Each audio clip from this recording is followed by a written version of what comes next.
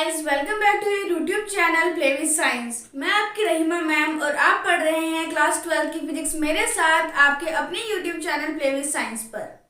तो देखो, जैसे कि हमने पिछले लेक्चर पर टॉपिक पढ़ा था द्विध्रुव।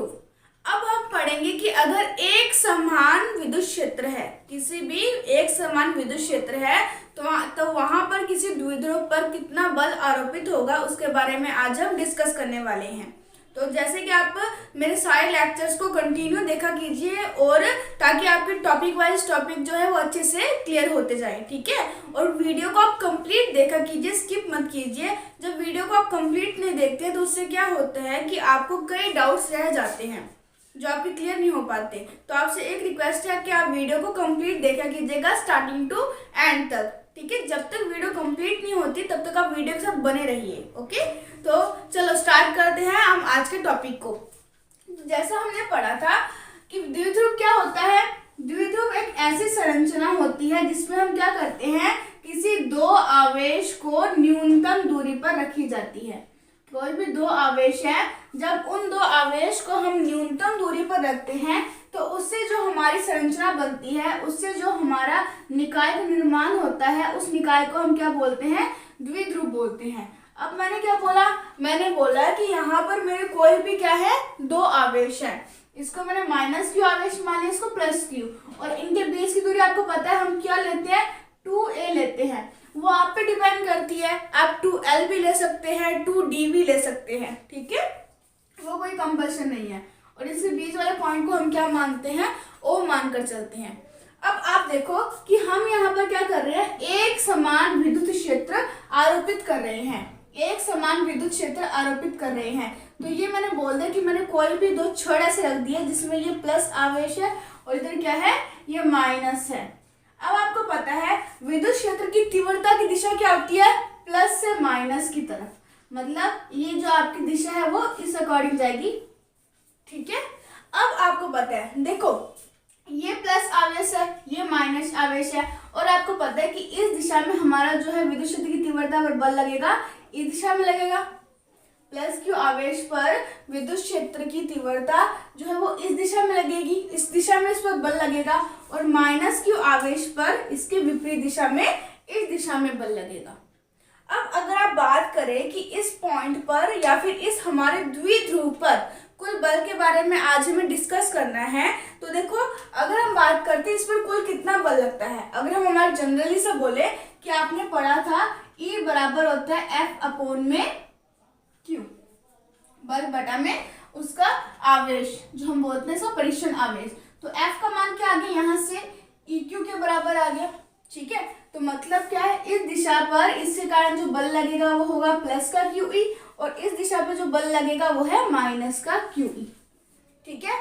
अगर मैं बोलूं कि इस द्विध्रुव पर लगने वाला कुल बल का मान कितना होगा, इस द्विध्रुव पर लगने वाले कुल बल का मान कितना होगा, तो क्या होगा, F नेट बराबर प्लस Q पर लगने वाला बल और प्लस में माइनस Q पर लगने वाला बल, टोटल बल के बराबर होगा।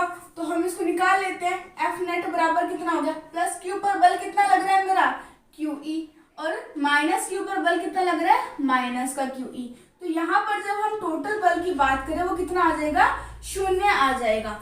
मतलब क्या है, अगर आप किसी भी छड़ को सीधे एक किसी भी विद्युत क्षेत्र में रख देते हो या एक समान विद्युत क्षेत्र में रख देते हो तो वहां पर कुल बल का मान आपका क्या आता है, 0 आता है। क्योंकि एक आपका इस दिशा में लग रहा है बल, एक आपका इस दिशा में लग रहा है बल, दोनों का परिमाण समान है। क्योंकि एक समान विद्युत क्षेत्र है तो उसके परिमाण का मान क्या होगा, समान होगा। और इस दोनों विपरीत दिशा में होने के कारण क्या होगा, इसका जो कुल बल है उसका मान क्या हो जाएगा, 0 हो जाएगा। तो इसका मान 0 हो गया तो हम यहाँ पे कोई भी कैलकुलेशन नहीं कर पाए। इसी वजह से हमें यहाँ पर बल की जगह बल आघूर्ण का यूज करना पड़ता है। देखो हम क्या करते हैं, इसी वजह से, क्योंकि हमें पता है टोटल बल का मान क्या हो जाता है, 0 हो जाता है। इसी कारण हमें बल की जगह बल आघूर्ण का मान ज्ञात करना पड़ता है। तो देखो बल आघूर्ण क्या होता है उसकी हम अब बात कर लेते हैं। तो यहाँ पर ध्यान दो आप कि हमने पढ़ा कि F नेट का मान कितना हो जाता है, तो 0 जब वो एक समान विद्युत क्षेत्र पर रखा जाता है। अब हमें बात करनी है बल आघूर्ण। बल आघूर्ण की गणना करने की आवश्यकता क्यों हुई हमें? टोक की आवश्यकता। बल आघूर्ण को हमें टाउ से शो करते हैं, इसे टाउ बोलते हैं। इसकी आवश्यकता क्यों पड़ी? क्योंकि हम यहाँ पे नॉर्मली बल का जो मान है वो नहीं ज्ञात कर पा रहे थे और उसे मुझे ज्ञात करने के लिए किसकी आवश्यकता पड़ी? बल आघूर्ण की आवश्यकता पड़ी। तो बल आघूर्ण का फॉर्मूला क्या होता है? बल गुणा बलों के मध्य, बल गुणा बलों के मध्य लंबवत दूरी। ठीक है। अब देखो आपको होगी कि मैम इन दोनों के बीच में लंबवत दूरी का मान हम कैसे निकालेंगे?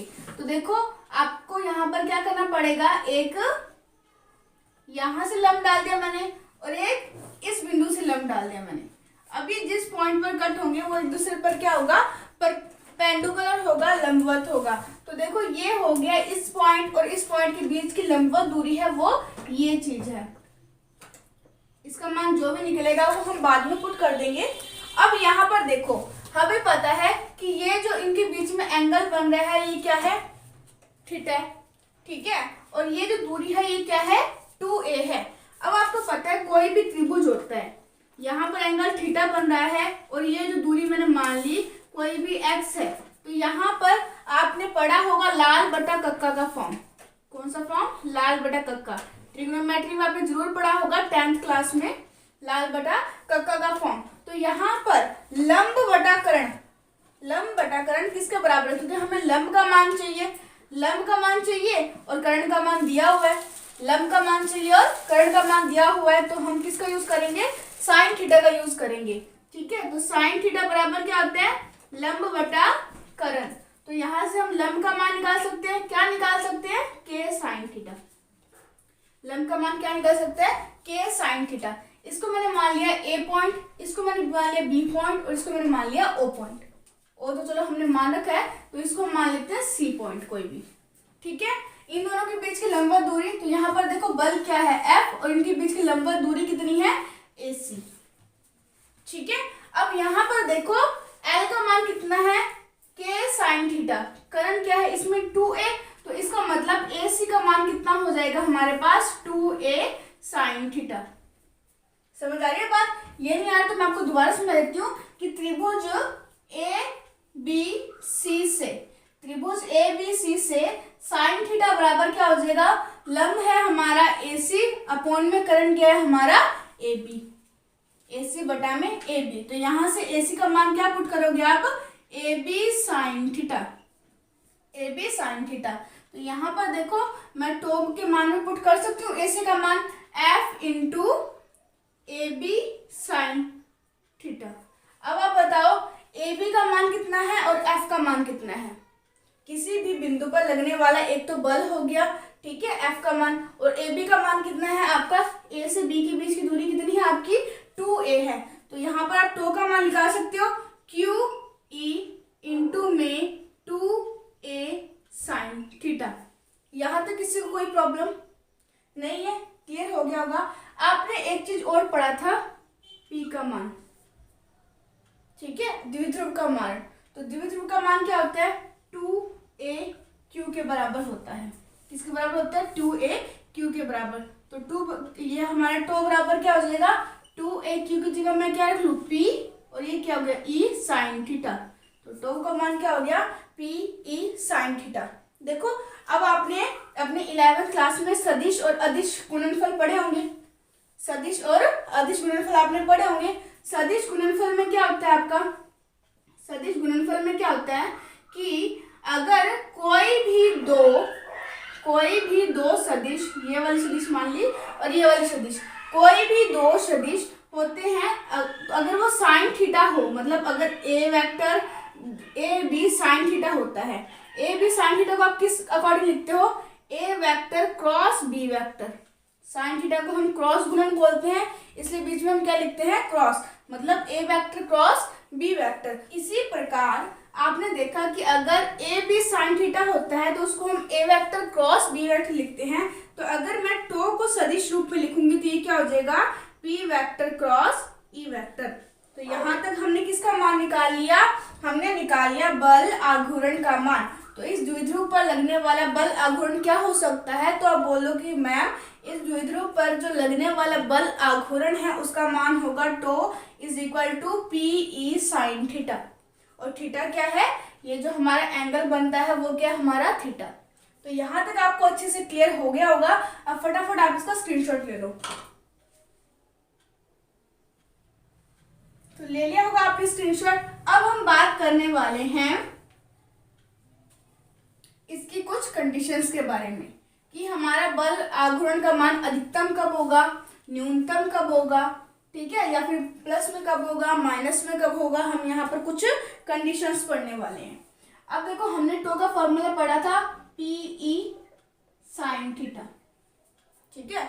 अब देखो अगर आपको पता है टो का मान मुझे मैक्सिमम करना है कि टो का मान अधिकतम कब होगा, टो का मान मैक्सिमम कब होगा, जब ये साइन थीटा का मान किसके बराबर होगा, जब ये साइन थीटा का मान मैक्सिमम होगा तभी हमारे टो का मान मैक्सिमम होगा। क्योंकि यहाँ पर p का मान क्या है, कांस्टेंट है, e का मान क्या है, कांस्टेंट है, लेकिन बदल क्या रहा है, सिर्फ और सिर्फ हमारा एंगल बदल रहा है। वो हो सकता है थीटा बने, थीटा बाई 2 बने, या कोई मर्जी एंगल बन सकता है। मतलब किस पे डिपेंड कर रहा है, हमारा एंगल पर डिपेंड कर रहा है टो का मान। तो देखो अब हमें इसका मैक्सिमम मान चाहिए। तो साइन थीटा का मैक्सिमम मान कितना होता है, 1 होता है। सभी को पता है साइन थीटा का मैक्सिमम मान कितना होता है, 1 होता है। और वो थीटा के कौन से एंगल पर होता है, 90 डिग्री एंगल पर होता है। तो यहाँ पर हम देखो केस पढ़ते हैं कि केस फर्स्ट क्या बोलता है, हम थीटा का मान 90 डिग्री रख दे। तो थीटा का मान 90 डिग्री रखेंगे तो क्या होगा, देखो पी ई साइन 90। साइन 90 का मान कितना होता है, सभी को पता है साइन 90 का मान कितना होता है, 1 होता है। 10th क्लास में हम पढ़ चुके हैं। तो देखो साइन 90 का मान 1 है तो इसको 1 पुट कर दिया। टो का मान कितना हो गया, पी ई, ये क्या है, टो की मैक्सिमम वैल्यू, इसे हम बोलते हैं टो की मैक्सिमम वैल्यू।